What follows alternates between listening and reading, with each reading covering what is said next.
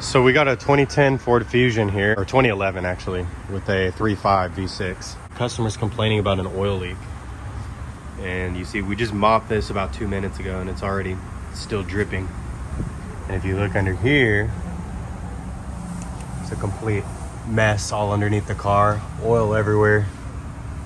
And if you look up here, basically the culprit is right up there at the valve cover. It looks like the gasket may have split, and it's just, if you let it run, it just pours oil on top of the exhaust and starts running down, and it's gotten oil like all over the back of the car from front to back. We need to change the valve cover gaskets on this thing, so let's get the car down and take a look. All right, so the car is down and here's what it looks like under the hood. This is the 3.5 liter V6 engine. So we got a valve cover here in the front, and then we got one on the back underneath the intake plenum. So as far as parts are concerned, I mean, really the only thing we need are a plenum gasket set and then the valve cover gasket set, and that's pretty much it. So getting to it, obviously we're gonna have to pull off this plenum to get to the cover in the back. So it seems a little bit daunting if you've never done it before, but it's not too bad. What I'm gonna do is I'm gonna start by taking off this air boot, and I'll do that by removing this first. So this type of clip, you just basically pull it down and then slide it out like so. I'm gonna take it off from here too. I'm gonna pull that off. Next, I'm gonna go ahead and use an 8mm socket. I'm gonna loosen this clamp. I'm gonna loosen this one too.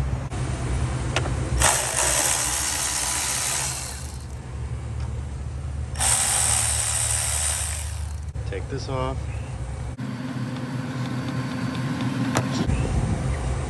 Sometimes these boots right here, they'll get really stuck.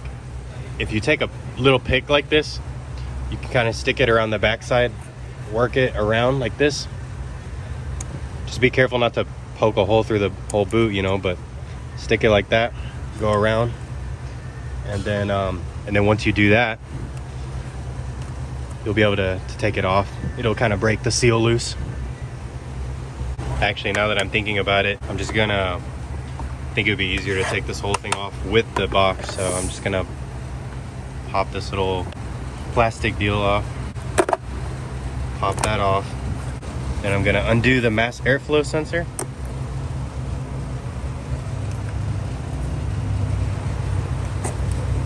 And then take these off.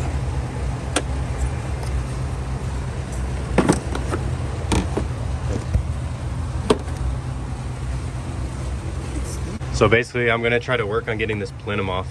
So in order to get that off, there's a hose back here. This bolt attaches to a bracket. This hose back here needs to come off. This line comes off. I basically take off anything I can. This wiring harness connector for the throttle body. So I'm gonna work on that right now. So for most of the rest of the video, I've positioned the camera up here on the hood so that I could film what I'm doing. And it gets a little bit tedious with taking off everything that has to be taken off to get to these valve covers. So just feel free to skip ahead to the parts that are relevant to you if you're attempting this repair.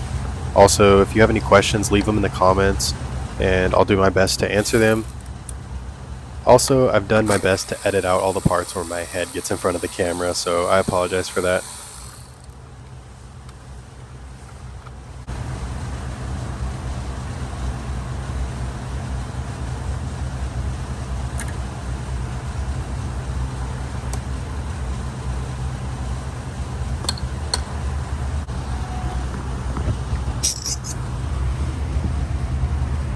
So from here, there's some 8mm bolts, 1, 2, 3, 4, and then 5, and then 6 right under here.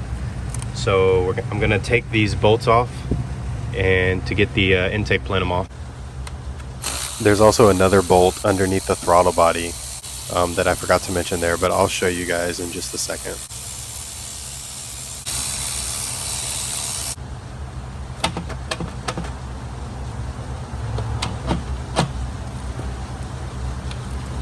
And there is one more bolt underneath the throttle body. right there. Right there.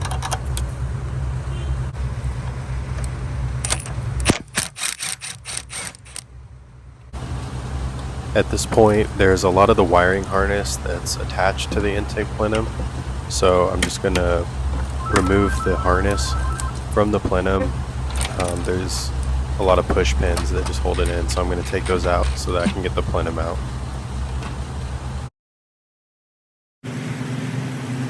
So all I'm going to do here is just work on getting the coils out.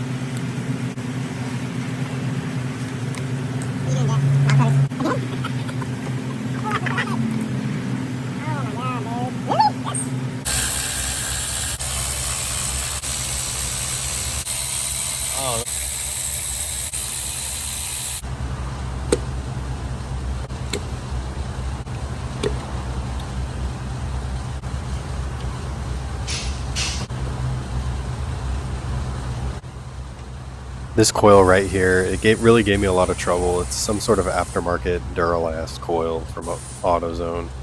I don't know. Anyway, I had to use a pry bar and gently pry on it in order to get that stupid thing out. Once you get to this point, then a lot of the wiring harness is attached to the valve cover. So then you're back to just working on getting the harness loose so that you have room to actually be able to loosen up the valve cover and pull it out of the way. So I recommend get as much of the harness out of the way as possible, which is what I'm doing here. Any sensors or anything that have to be disconnected, just go ahead and disconnect. I'm going to go ahead and loosen this power steering reservoir too. It's just two, either 8 or 10 millimeter, I don't remember, 8 or 10 millimeter bolts to loosen that out of the way. Okay, so now with all the wiring loose, we basically have these 10 millimeter studs going all around, and in the back here is where you can see there is that bolt right there. It looks like 8 millimeter. You got to take that nut off and then slide that middle bracket over the top of it, and then there should be a 10 millimeter under there. So pretty much work your way around and get all these bolts out. So I'm gonna go ahead and do that right now.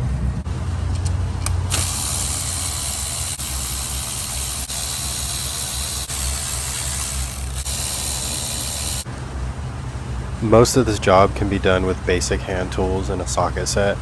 I do recommend a swivel socket though, specifically a swivel with a 10 millimeter, just to get to a couple of those bolts that are back there underneath the power steering reservoir. Also, I should have covered up the intake with rags as soon as I took the plenum off, but I forgot to do it, so I went ahead and just put the rags over it now. You definitely don't want anything falling down the intake and getting into the cylinders. That would be a very bad day. So with all the valve cover bolts loose, I'm going to take a pry bar and I'm going to gently pry on the valve cover to just break the seal loose. I'm prying on the actual intake. Try not to pry on the fuel rail too much. You can do it as long as you do it very lightly. You don't want to damage anything. And then this is the point where I pretty much decided it would be easier to just take the whole power steering reservoir off to get some more room. So I sucked all the fluid out of it, and then there's a hose coming into the bottom of it that I went ahead and pulled out. It was a little bit tricky to get this valve cover off just because the AC lines were getting in the way. So there's a bolt that holds the bracket for the AC lines. I'll show you a better shot of it later, but I took that bolt out just so I could slide the lines over a little bit and get a little more room, a little more clearance to pull that cover out. I was finally able to get it. So I got the valve cover off, and if I flip it over here, you can actually see, where is it? Right here. Look at this gasket, it's split right there. So that's why it was leaking so much oil. The gasket literally just cracked in half. So, having said, I'm gonna go ahead and take out the gasket so I can replace it, and it's pretty hard and brittle. Yeah, it's very brittle right there. So, gonna get this whole gasket out of here.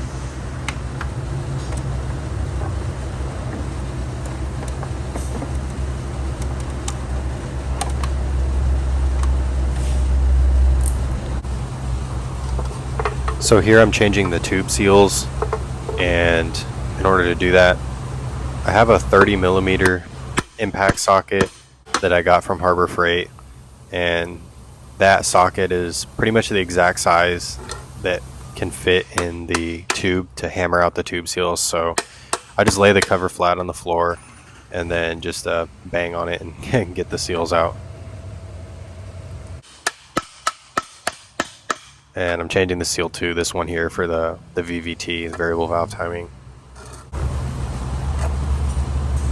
So as you can see here, I got all the seals out, and thankfully the valve cover set comes with some new seals, so I'm going to get those put in.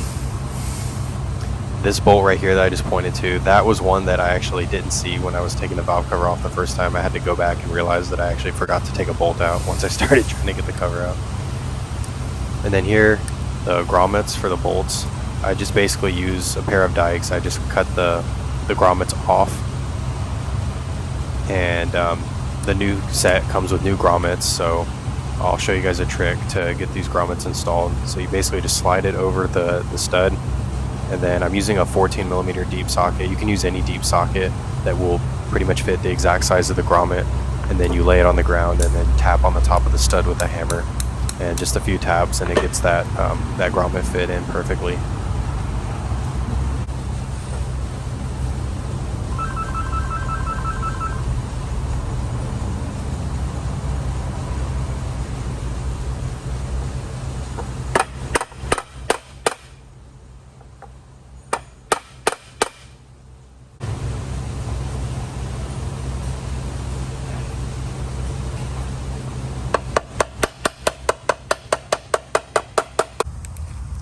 So this seal here, you basically beat it in until it's flush with the top of the cover, and then these tube seals here, you'll see there's kind of a lip further down in there that it has to be flush with. And then before you get the cover on, you're obviously going to want to clean off the surface where the gasket sits on. It doesn't have to be spotless clean, just wipe it off with a rag. And then right here where I'm pointing, there's some spots of silicone that you're going to want to scrape off. You might be able to get it off with the rag or with your finger, but if it's really stuck on there, use a razor blade and scrape it off. That's the spot where the front timing cover meets against the cylinder head. And so you're going to want to clean that off, because before you put the new gasket on, you're going to want to install a couple of dabs of silicone on those spots. So the gaskets on the right and left side, they are different. So obviously if you grab one of the gaskets out of the set and it doesn't fit, then try the other one.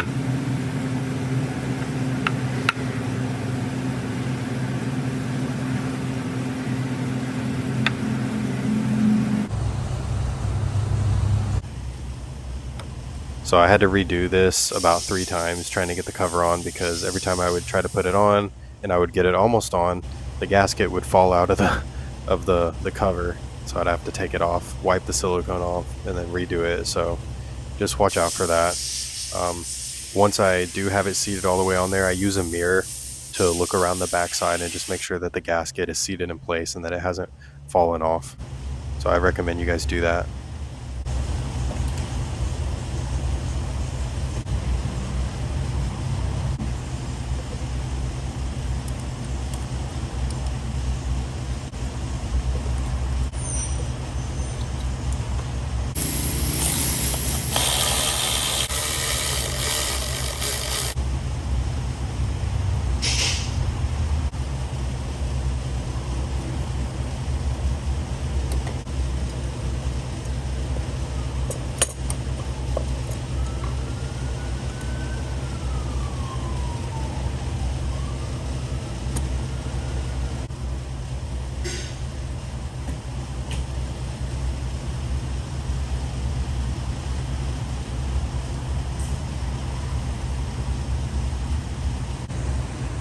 So I'm moving on to the front cover here. The front cover is a lot easier to get off. Same thing, just get the wiring harness out of the way as much as you can so you have room to get the cover off. This main harness right here for the computer, there's a couple of 8mm nuts that hold it onto the top of the studs that are on the valve cover. So just zip those nuts out of the way so you can move the harness out of the way and have some room to work. And then from there, the rest of the studs, they come up fairly easy.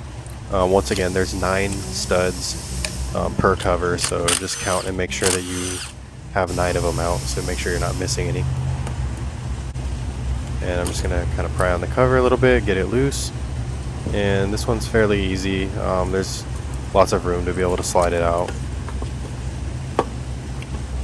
Except I forgot about one little tab right here, one little part of the harness, so I went ahead and took that out of the way here. And now it comes out.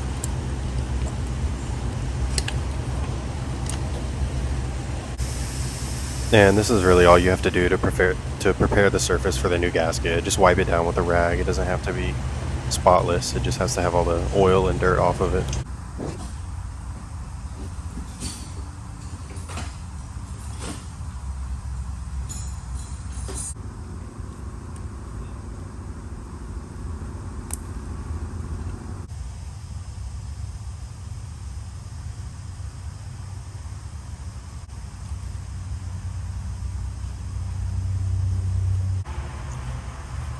Of course, I replaced all the tube seals. I just did it off camera because I already showed you guys doing it on the other side.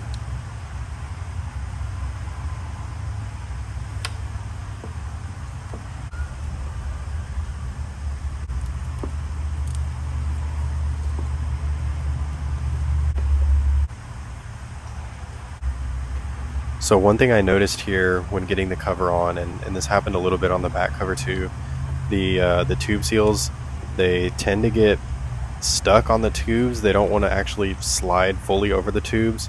I put a little bit of penetrating oil on the tubes, or on the seals rather, before I slid them on to just kind of help them slide over. But I had to, once I started putting the cover on, I had to give them a little bit of help with a screwdriver, just gently of course, because I don't want to damage the seals, but just a gentle push to help them slide over the tubes.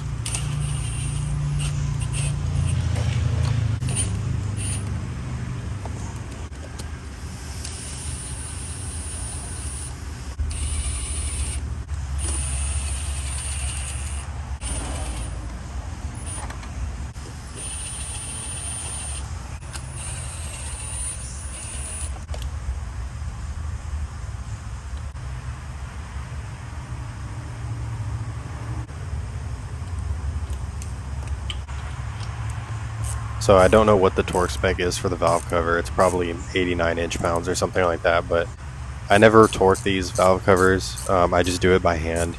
I tighten up the bolts until they're snug and they don't want to go anymore, and that's really all I do for it.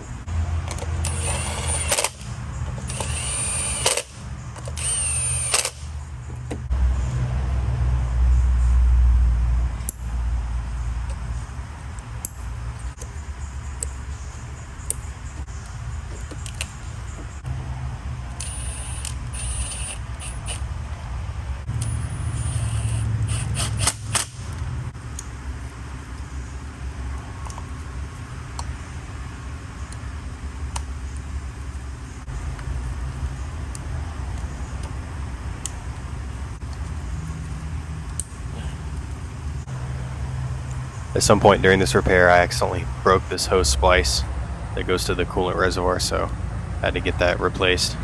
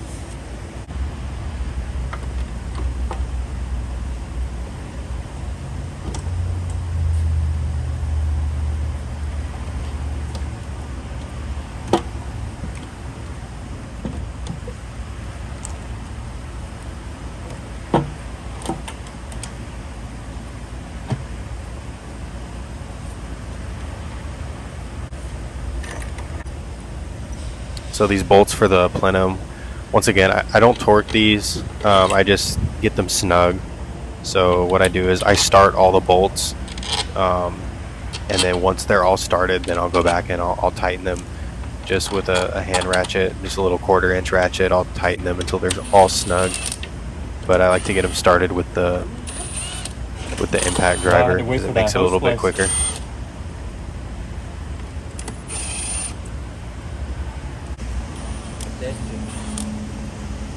Hey man. There you go. What happened, man? Okay, so the bolt underneath the throttle body, I like to use the toilet paper trick. So take a piece of toilet paper, fold it in half, and put the piece of toilet paper like this, and it actually keeps the bolt from falling off of your socket, so you can put it wherever you need to put it without it falling off. So it makes it a lot easier to put in. So I use this toilet paper trick for a lot of bolts that have to get put in hard to reach places.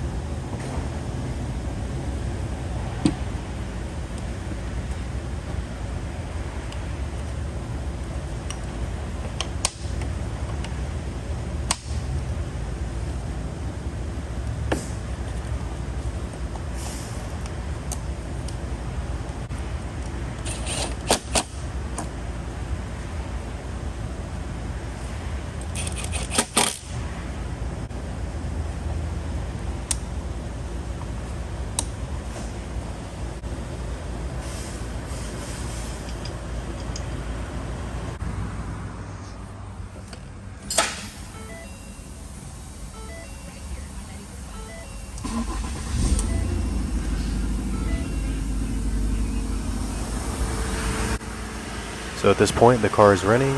I've put new power steering fluid in it, checked the oil and coolant, and at this point, all that's left to do is to clean up all the old oil mess, and then we're good to go.